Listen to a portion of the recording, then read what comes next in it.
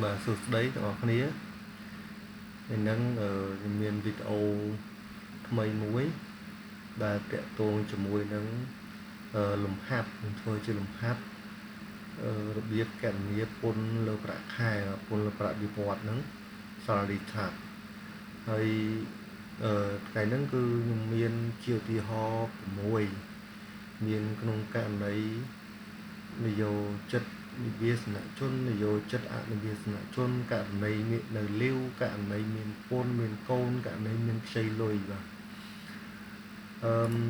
tẹt tôn cho môi nâng pôn bạc khái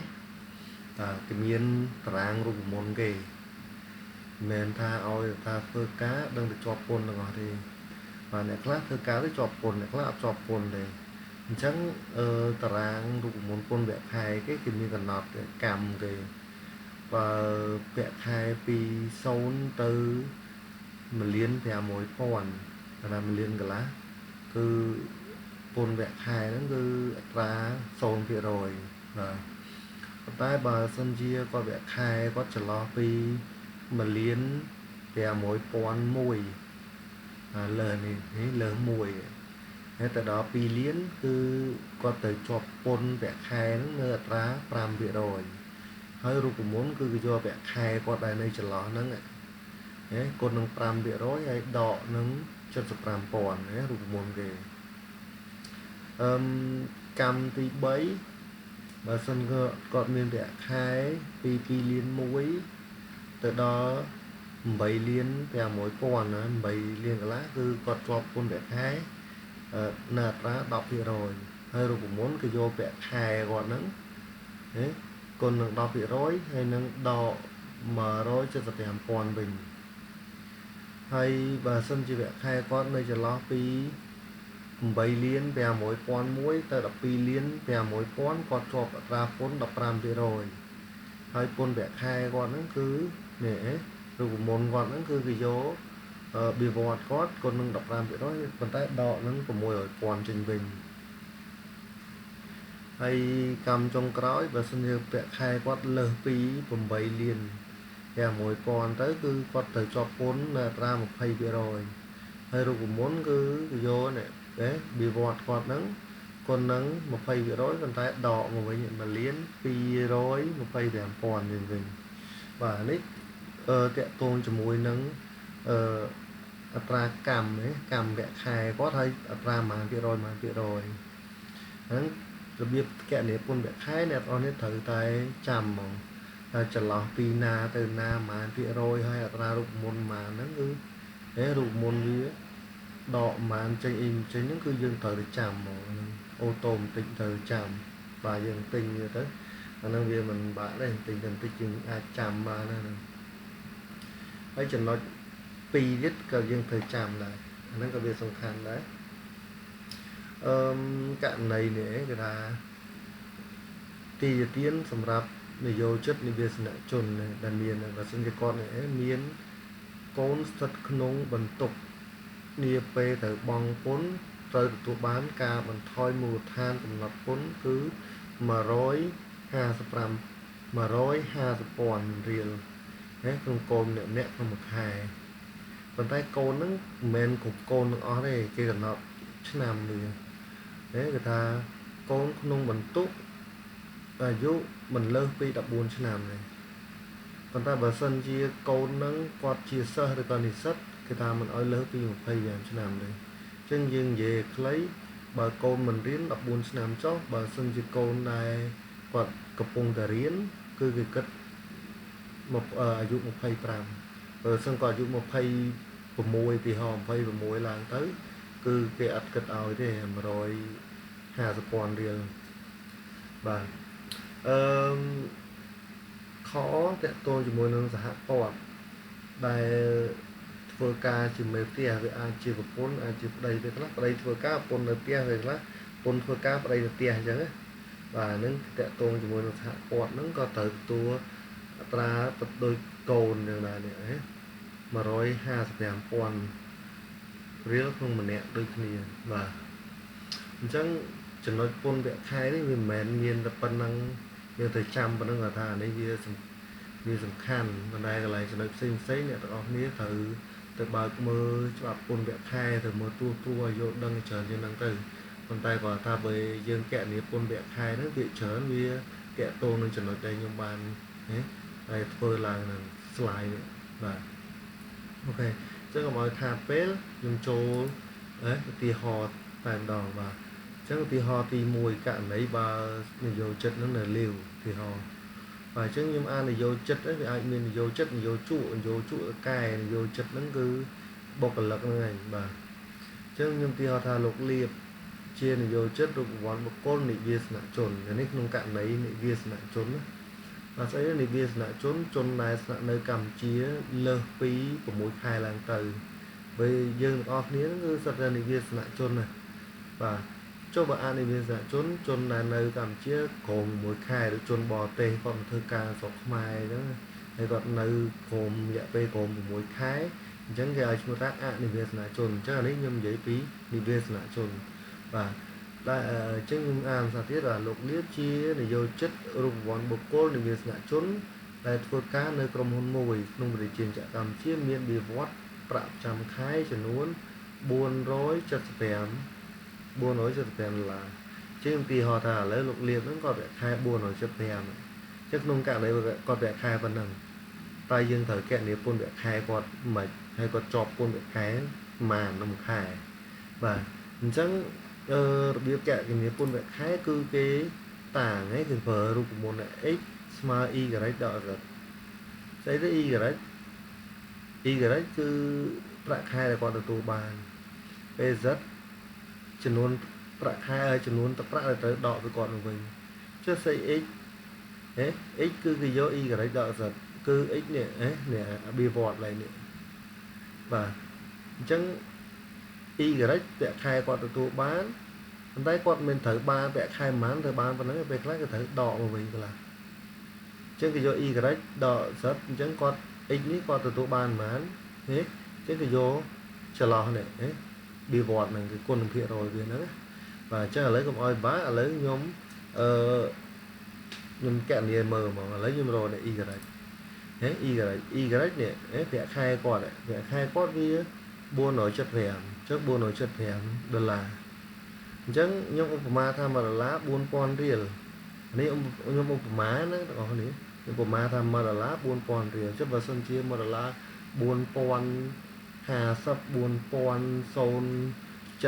អីហ្នឹងយើងដាក់តាមហ្នឹងទៅអានេះជាទីហោខ្ញុំទេអញ្ចឹងខ្ញុំត្រូវយកនេះ$475គុណនឹង4000ដើម្បីខ្ញុំប្រវាយជាលុយខ្មែរ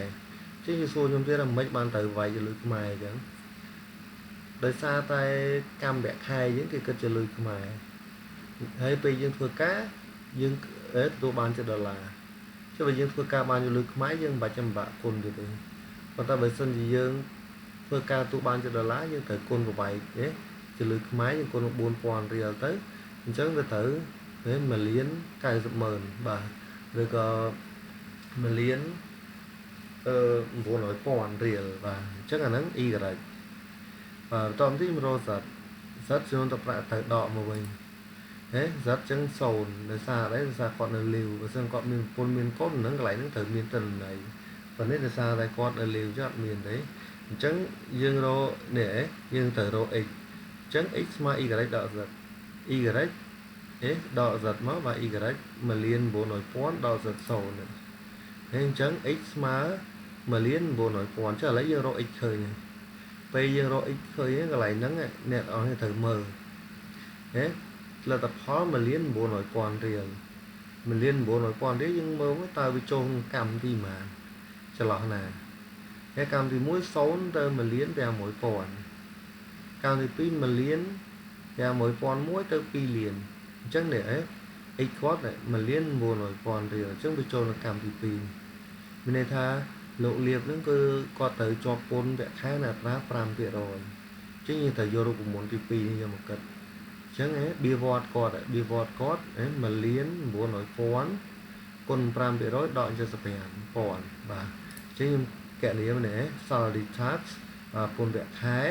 ខ្ញុំយកនេះខ្ញុំយកបៀវត្តគាត់$1,900,000គុ គុណនឹង5%ដកនឹង75,000រៀលចេញចឹងយើងយកមក1លាន900,000គុណ5%វាឃើញ95,000ដកនឹង75,000រៀលចេញទៅគឺគាត់ជាប់គុណវគ្គខែនឹងនៅចំនួនមួយខែហ្នឹងគឺគាត់ជាប់20,000រៀលបាទនេះលុយខ្មែរបើសិនយើង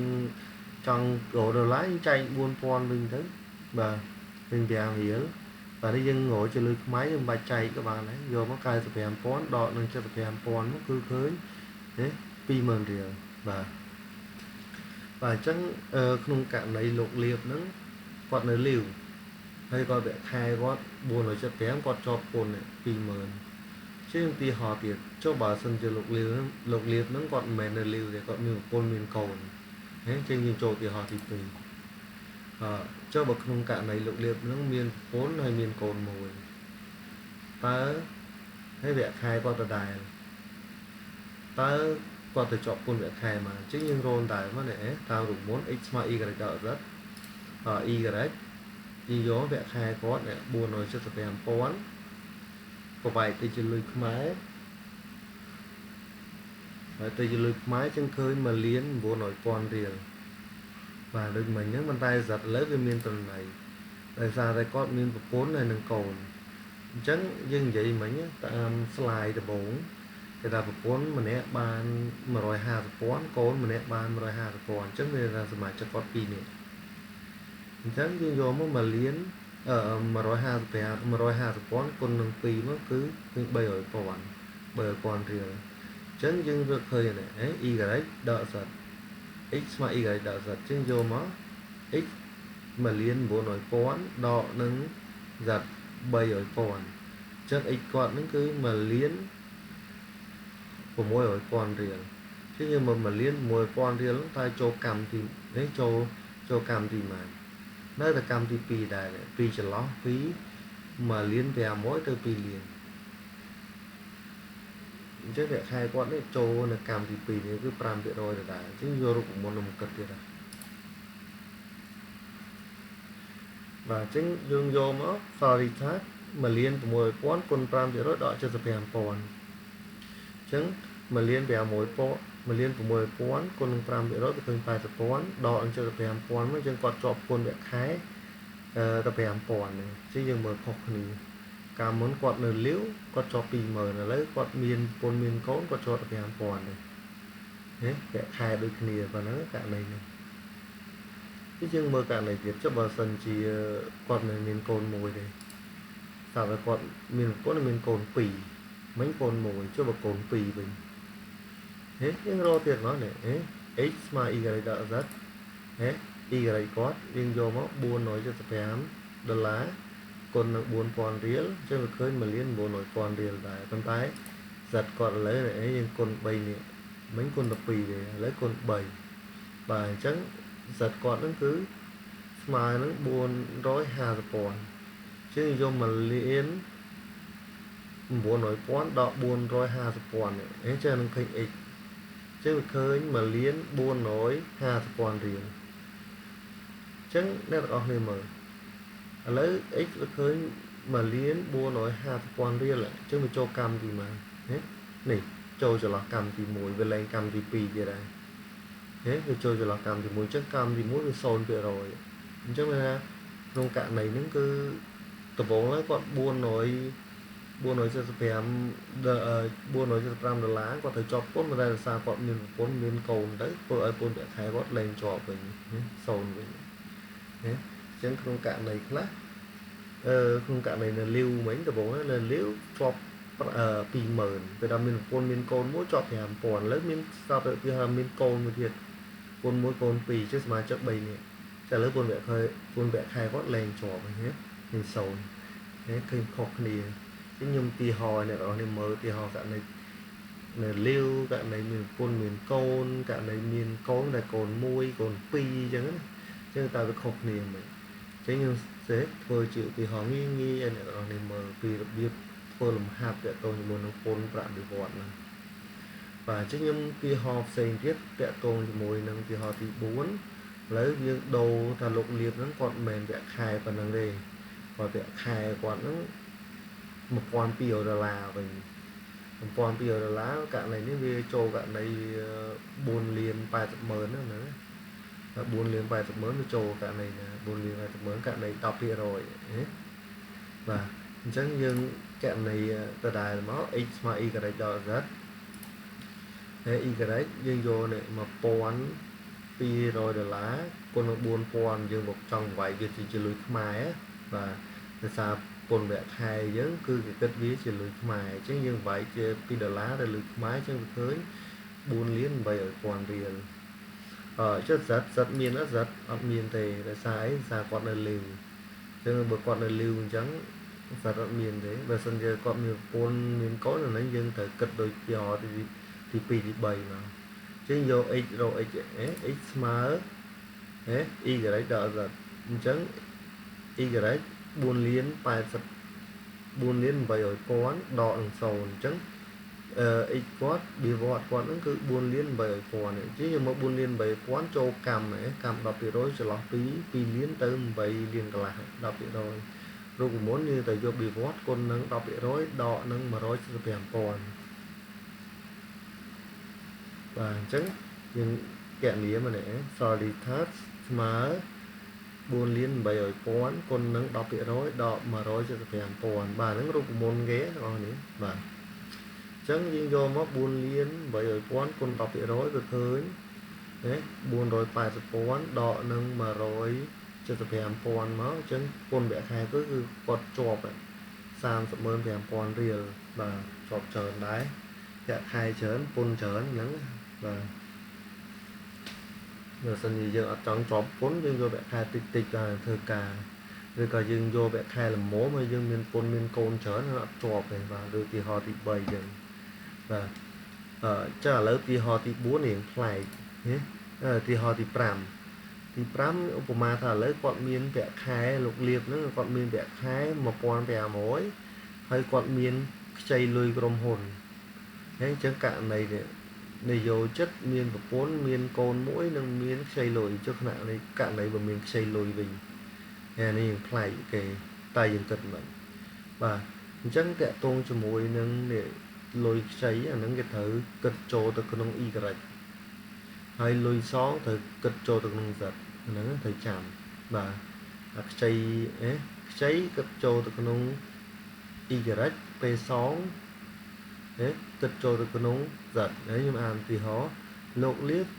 ទីហោថាលោកលៀបជានយោជិតរូបវ័ន្តបុគ្គលនិវាសនជនដែលធ្វើការនៅក្នុងក្រុមហ៊ុនមួយក្នុងប្រជាជាតិកម្ពុជាបាទមានវិវត្តប្រចាំខែចំនួន$1,500ហើយគាត់បានខ្ចីលុយក្រុមហ៊ុនចំនួន$1,000ទៀតហើយសន្យាថាសងក្នុងខែ100បាទអញ្ចឹងក្នុងករណីហ្នឹងយើងនៅតែគណនាតាមប្រព័ន្ធ x ស្មើ y ដល់ z ទេប៉ុន្តែគាត់ថា y យើងយើងត្រូវយកនេះsalary បុក loan នេះ loan គាត់ខ្ចីsalary គាត់វគ្គខែគាត់ប្រហែល 1,500 ហើយបូកជាមួយនឹង loan គាត់ 1,000 1,500 បូកនឹង 1,000 អញ្ចឹងសរុបទាំងវគ្គខែទាំងខ្ចីគឺ y គាត់ 2,500 ចេញទៅប្រវាយទៅជាលុយខ្មែរគុណនឹង 4,000 រៀលអញ្ចឹងy គាត់10លានរៀលទៅដល់ z គាត់សន្យាសងមួយខែ100ចាឥឡូវយើងគិតសិនប្រពន្ធមួយកូនមួយអញ្ចឹងសមាជិកគាត់2នាក់សហព័ន្ធម្នាក់កូនម្នាក់អញ្ចឹងយក 150,000 រៀលបាទ 150,000 រៀលខ្ញុំនិយាយដែរយ៉ាភ្លេចនៅ slide ទី1ប្រពន្ធបាន 150,000 កូនម្នាក់បាន 150,000 ហើយអ្នកទាំងអស់នេះអត់មានសួរថាពន្ធ2ទេអត់ទេព្រោះថាស្ដាប់ស្រុកខ្មែរយើងគឺគិតតែពន្ធ1ពន្ធ2ក៏ច្បាប់ដែរបាទអញ្ចឹង 150,000 រៀលគុណនឹង2បន្តទៀតយើងត្រូវបូកនេះ2នេះហ្នឹងគេឲ្យឈ្មោះថា minor បាទ minority ពេលដល់បូកនឹង loan នេះ loan សងឥឡូវ y loan ខ្ចីអាក្រម z loan សង